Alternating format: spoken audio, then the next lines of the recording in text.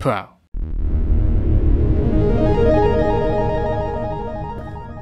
Over the past 2 years, there have been a lot of Conquer maps that have been released. Like, there are a crap ton of them. The amount of maps that come out in a single day is staggering enough, let alone all of the maps that have ever come out in the 2 years of Conquer's existence. And as a result, while certain maps will be cemented as classics and will be played well into the future, the majority of these maps are going to be forgotten. And this is especially true of older maps. Anybody remember B-Hop levels pre 6.4? Easy parkour?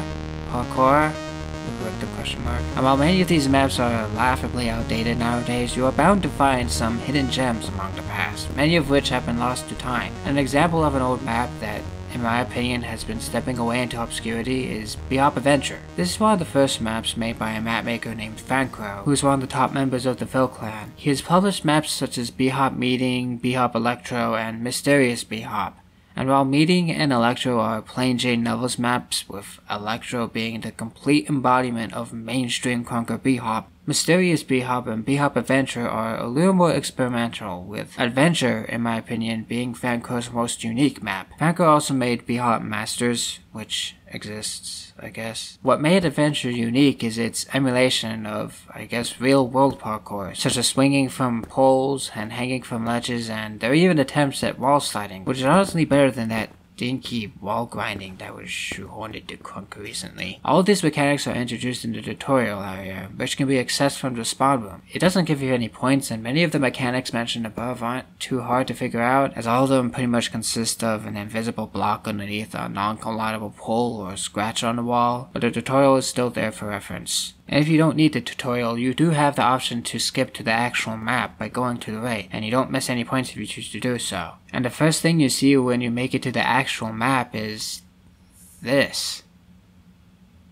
What the fuck? This is literally the very first thing you see when you get to the actual map. And throughout the entire gameplay, the map doesn't really give any explanation of it. Literally, the map just shocks you with this and then just forgets about it and moves on like nothing happened. Talk about cold-blooded. Anyways, this alleyway has a path to parkour similar to what was showcased in the tutorial, and it takes you up to a bedroom. You make your way through the house to this living room where you can go through this wall TV, I guess, and you end up in a level section. Of course, you have to throw this in, cause why not? You know, Fancro almost had me. I thought I was in for an actual adventure, when in reality, it was just an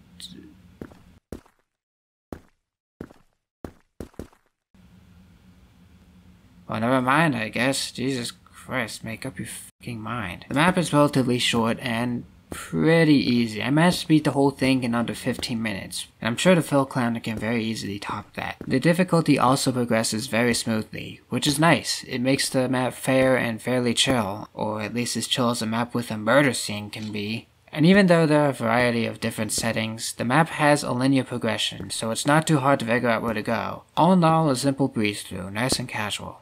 However, as laid back as the map turned out to be, the map is just kinda lackluster. As much as I'm glad that it's not a levels map, it may as well be a levels map. Even with some of the more interesting areas, most of the areas in the map are very bland gray texture rooms with very basic colors and next to no detailing. They may have some sand or snow on the floor, but overall, it gives me levels 6.4 vibes. And what's especially disappointing is that the interesting ideas presented in the tutorial hardly show up at all throughout the map. In fact, aside from the crime scene, there's only one section after the logo where the ideas are used. Other than that, it's just regular, uninteresting Conquer parkour. And it's presented in a strange illogical order too. There really are only 3 or 4 sections that have a unique theme, and the rest are just boring gray texture rooms. It's very inconsistent, and it's just not really fun. The map does have secret points, but many of them are just on top of wall surf sections that require you to backtrack just a bit. They don't feel cleverly hidden or rewarding to find, but rather they feel like a waste of time, something to get in the way to distract you from moving forward. It also doesn't help that there are so many damn bugs with this map. There are many places where you can easily get out of bounds, such as an alley where you can jump up at the open window and get onto the roof. And what's even worse is that a lot of these out of bounds places can trap you, which is where you get stuck in a certain area and you can't get out of it, you can't die, and the only thing you can do is restart the server, much like what happened at the end of Toy Story version 1. For example, in the same alleyway I mentioned, there is this ladder leading to the roof. And you'd think this is the way to go, as the Crunker ladder is all too recognizable as the way to go. But trust me, whatever you do, don't try to climb it. You'll get stuck up here and you won't be able to get down and you'll have to restart the server. I know it's an older map and all, but god damn it, there's so many glitches all over the place. It's unacceptable for a map to be this broken, regardless of how old it is. And glitches aside, this map just doesn't feel like its namesake. The glitches break the immersion, the themes themselves are often very levels-like, and the secrets tend to be a distraction from, rather than a supplement to the flow of the map. It's so bland and uninteresting to the point where, by all means, it should be forgotten. But it's not. There are certain parts of the map that stand out among the rest, that are actually surprisingly interesting and memorable.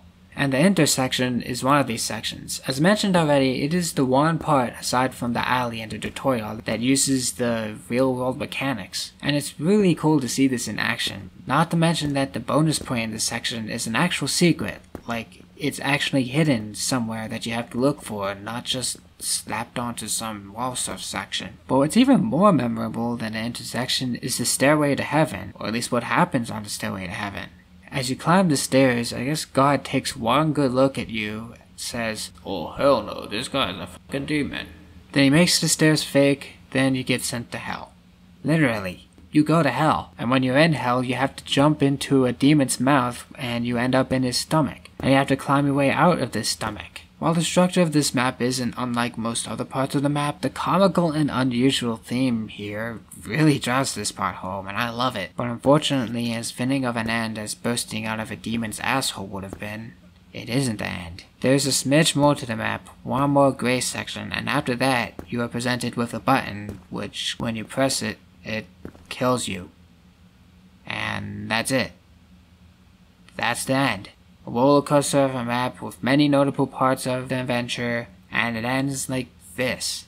So nonchalant. Like, yeah, you finished, you want a medal for that? And yeah, Bebop Adventure doesn't really feel like much of an adventure, but at the same time it does. It's very underwhelming, and at the same time it's very memorable. It has a lot of bland parts that the map could honestly very well do without, and it also has very interesting themed sections. This map doesn't seem to know what it wants to be. Does it want to be an adventure, or does it want to be another levels map?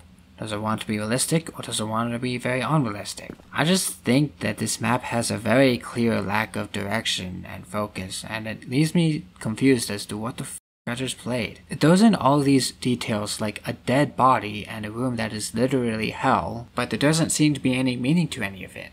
At least on the surface. Except there does seem to be quite a disturbing and depressing subliminal theme to this map. It's not overtly expressed anywhere, but there are hints all over the map that suggest it. When you spawn in, all you know is that you are in some alleyway hidden from the main road next to the body who seems to have just been killed. The question is, why are you standing next to a dead body in the first place, and what happened before? It's almost as if this dead body is you, and you just died, and now you are a ghost making your way through what can only be described as purgatory or limbo. I mean, it makes sense. Going along with this, you appear both in heaven and hell at the end, both of which are synonymous with the afterlife. And what's even more disturbing about this is that you didn't make it to heaven, but you got sent to hell. And then you finish off the map not by winning, but by dying, vanishing. It's as if you've been forgotten, or like you've never even existed. This leads me to believe that the map is expressing a theme of nihilism, which nothing in life matters and you will die a nobody and be forgotten by everyone, including yourself. But in the end, that's just a theory, another one of those tinfoil hat conspiracies I like to throw in to justify playing old-ass irrelevant maps. Ultimately, B-Hop Adventure has been kind of underwhelming with tons of missed potential and some straight-up broken areas, but it still has its moments, and those moments are what make this map fun and memorable and has ultimately given this map just enough relevancy to still be remembered to this day.